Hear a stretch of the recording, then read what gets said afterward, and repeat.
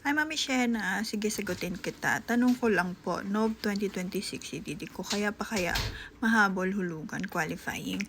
So, I'm using SSS Maternity Benefits Calculator.com. Sa mga gustong mag-self-compute, punta lang po kayo dito sa site and follow the steps lang. So, kung November, Mami, ang qualifying period, ang EDD mo, yan, check natin.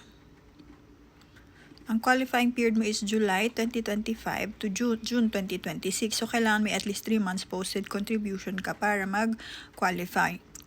Now, kung wala kang contribution, unfortunately, hindi po kayo maka-qualify for MatBen. Yan. So, sa mga gusto magpa-compute or magpa-estimate, comment lang your EDD, your month contribution, and your member type. Make sure na naka-follow po kayo, ha? And then, sa mga mommies nang need ng extra fund, I have a referral link po dito. Yan. Click nyo lang to, madadirect kayo kay Union Bank Credit Card. Wala naman tayong commitment dito po, mga mommies, whether you're qualified or not, pwede kayong mag-fill up.